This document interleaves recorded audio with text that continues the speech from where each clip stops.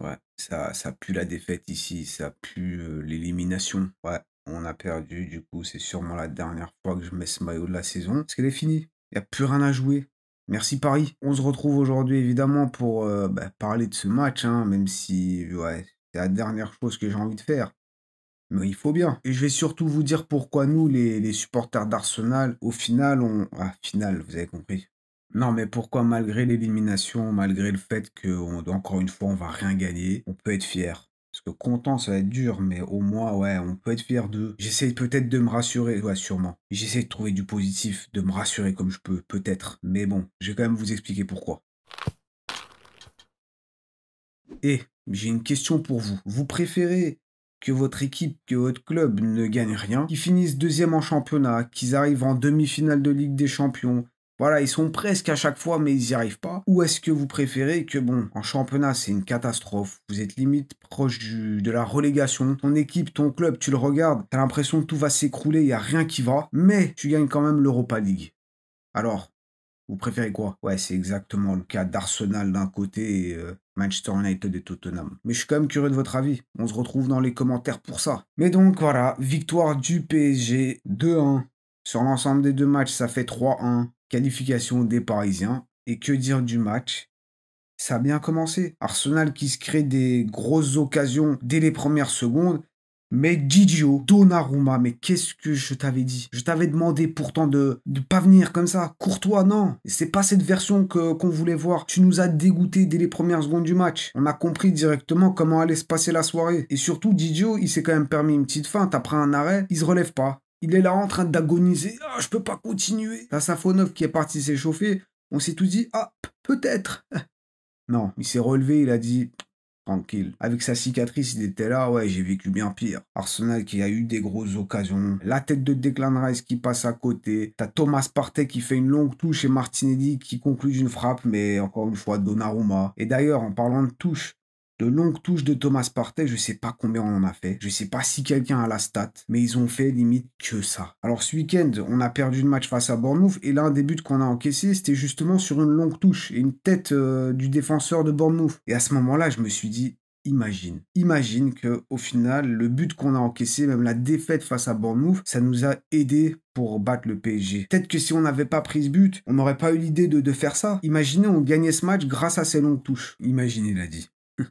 Imagine que tu vas gagner la Ligue des Champions, parce qu'il ne reste que ça. Arrête d'imaginer. Imagine-toi que tu retournes en première ligue et essaye de garder ta deuxième place, c'est tout ce qu'il te reste. Donc bon, ouais, on va arrêter d'imaginer, même si le scénario, il serait quand même beau. Mais ouais, les 10-15 premières minutes, Arsenal pousse. Et le PSG, tu les sens quand même un peu crispés. Ils font des petites erreurs, des pertes de balles, ils sortent pas trop de leur camp, ils sont recroquevillés. Et Arsenal qui pousse, mais qui conclut pas, qui arrive pas à finir les occasions. Donc voilà, après les 15-20 premières minutes, on se dit, ah quand même, on va peut-être les briser un peu mentalement, on va y arriver, on va rentrer dans leur tête et tout. Fabian Ruiz, un coup franc centré qui est mal repoussé, Fabian Ruiz qui se met en position et qui enchaîne d'une grosse frappe. Lui que tout le monde a critiqué. Les supporters du PSG n'en voulaient même plus à un moment donné, à juste titre, hein, parce que bon, c'était le jour et la nuit entre le Fabian Ruiz du PSG et de l'Espagne.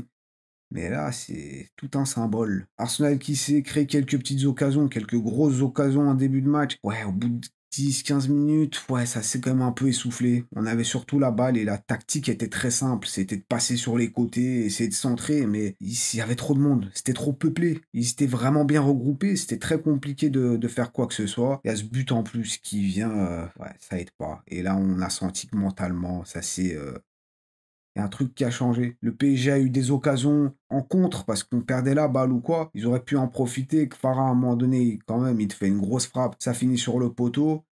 On a eu chaud. Évidemment, je le répète pas à chaque fois, mais entre toutes ces occasions, tu as eu une petite touche de Thomas Partey par-ci par-là. On a compris. Ouais, on a compris. Jusqu'au bout, jusqu'à la fin du match, on a eu droit à ces touches. Et vraiment, ça m'intéresse d'avoir la stat.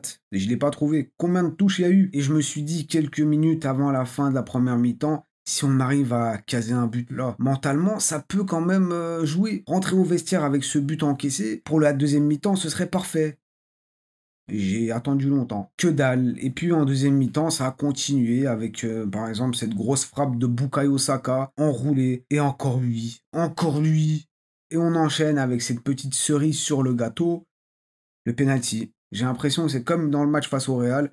Le jeu a continué et l'arbitre, d'un coup, il va vers l'écran. Et là, je me suis dit, vas-y, c'est sûr que c'est pour eux. C'est sûr. Et c'était bien pour eux. La frappe de Hakimi, je sais même plus. Bref. Mais une frappe contrée de la main par Lewis Kelly, malheureusement. Et penalty. Et là, coup de massue. Je vois déjà 2-0 pour Paris. Mais non, heureusement, c'est Vitinha qui rate son penalty. Alors, il y a une course d'élan très bizarre. À en croire que les Portugais, ils tirent tous bizarrement leurs pénaux. Bon, en vrai, il y a lui et Bruno Fernandes. Ouais, ils sont que deux, mais laissez tomber. Raya qui l'arrête, donc j'esquive ce coup de massue. Et je me dis, peut-être que mentalement, encore une fois, ça va jouer. Ouais. Quelques secondes plus tard, t'as Hakimi qui met le 2-0. Là, le coup de massue, je peux te dire que je l'ai bien senti. Partey qui perd la balle et Hakimi qui enchaîne une belle frappe. Voilà, rien à dire. Et Partey, toi, je vais vite retourner ma veste. Pas de nouveau contrat pour toi. C'est bon, tu l'as perdu ce soir. Bah, peut-être que j'abuse en vrai. Bah, on verra bien. Pas le moment. Bon, évidemment, des touches par-ci par-là de Thomas Partey, on a compris. Et ce but de Bukayo Saka, qui sort un peu de nulle part, avec l'entrée de Trossard. Je vous avais dit dans la précédente vidéo, Trossard, c'est un sub. Il apporte quand il rentre sur le terrain. Mais dès qu'il commence au début, non. Là, c'est très bien joué. Bon, certains vont dire qu'il y a peut-être faute sur Marquinhos, je sais pas. Peut-être. Non, en vrai, non. J'avais pas l'impression. Bref, laissez-moi ne pas être objectif ou être objectif, j'en sais rien. Il n'y a pas faute, l'arbitre siffle pas. C'est 2-1 pour Arsenal. Et Bukayo Saka qui, quelques minutes plus tard, quand même, a cette grosse occasion. Donnarumma qui passe à travers la balle et il tire au-dessus. Alors j'ai lu, j'ai vu, j'ai entendu que des personnes comme Mikel Arteta disent que la meilleure équipe n'a pas gagné. Regardez, voilà, il y a moyen que je ne sois pas toujours objectif. Mais non, les Parisiens, vous étiez l'équipe qui méritait. Sur les deux matchs, vous étiez au-dessus. Il n'y a rien à dire, j'ai aucun problème à l'avouer. La meilleure équipe l'a remporté. Bon, malheureusement, dans le foot, c'est pas toujours l'équipe la plus méritante qui l'emporte, qui se qualifie ou qui gagne même la Ligue des Champions. J'aurais aimé que ça soit le cas aujourd'hui, mais ça ne l'est pas, hein. Ouais, ça m'aurait quand même bien arrangé d'aller en finale. Une autre fois. Je vais sortir la phrase de merde. On reviendra plus fort. Ils célèbrent notre défaite comme si on n'allait jamais gagner à nouveau. Vous savez la ref? Gagner à nouveau comme si on avait déjà gagné.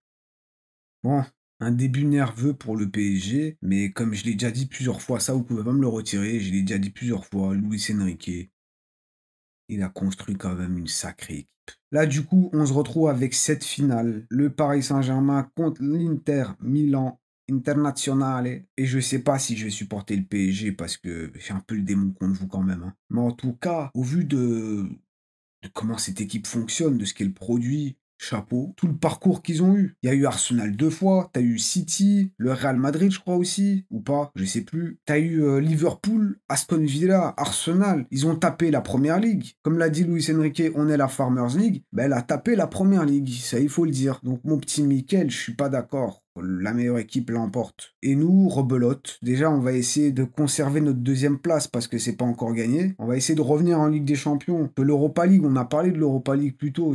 Ouais, non, faut même pas que je dise ça. Faut pas que je parle de ça. Mais ouais, il faut sécuriser la LDC et rebelote, hein, refaire un bon mercato cet été, ramener des bons joueurs parce que ça, je l'avais dit dans l'avant-match. L'avantage du PSG aussi, un grand avantage, c'est qu'ils ont tous leurs joueurs. Luis Enrique, ce musicien, il a tous les instruments dont il a besoin. Arteta, il essaie de jouer de la guitare avec une flûte. Bon, les comparaisons, là, catastrophe. Mais Arsenal a eu beaucoup de blessés et on en revient toujours à ces mercatos, ces derniers mercatos. Bon, le dernier mercato hivernal, on l'a totalement zappé et après, enfin avant, on a ramené peut-être pas les bons joueurs et on se retrouve avec ça. On peut que s'en vouloir. Mais, comme je le disais en début, je vais vous expliquer pourquoi quand même, malgré cette élimination, nous, on peut être fier. Quand on regarde l'ensemble du parcours d'Arteta à Arsenal depuis qu'il est arrivé, cette équipe, elle fait que progresser. La saison dernière, on était deuxième et on finit en quart de finale de Ligue des Champions. Avant ça, on n'était même pas en Ligue des Champions, on était en Europa. Bon, la paire, je crois, on s'est fait éliminer par l'Olympiakos ou je sais plus quoi. Bref, mais on jouait même pas les Coupes d'Europe. On est revenu petit à petit. Ligue des Champions la saison dernière, quart de finale face au Bayern. On a perdu comme des petits. On a fait les petites folles, on a essayé de jouer beau, de se créer des occasions et tout. Pendant que le Bayern, ils étaient là en mode moine tibétain, ils attendaient, ils ont croqué au bon moment. On s'est fait croquer par des moines. On a perdu, éliminé par Thomas Moula et sa clique. Et cette saison, on arrive quand même en demi. On élimine carrément le Real, pas le meilleur Real du monde, de l'histoire. Mais on le fait quand même. On bat une première fois le PSG, ils prennent leur revanche, et quand même une demi-finale. Donc, bon, il y a quand même une belle évolution maintenant. Le problème, c'est que si on saute en demi-finale et qu'à côté de ça, on finit, je sais pas, même cinquième peut-être en championnat, et c'est encore possible, là, je dirais autre chose. Mais dans l'état actuel des choses, quand même, Arteta, il travaille bien au vu des conditions, bon, des conditions qu'on s'est fait un peu nous-mêmes. Donc repartons la tête haute, pas trop quand même, parce que ça fait quand même mal. Bravo évidemment aux Parisiens, mettez vos pronos. Bon, il reste encore un peu de temps avant la finale, c'est fin mai, mais mettez quand même vos pronos. Qui va gagner entre le PSG et l'Inter Milan? N'hésitez pas, on se retrouve dans les commentaires et essayons de finir cette saison de la meilleure façon. Bravo les Parisiens, et nous on reviendra plus fort.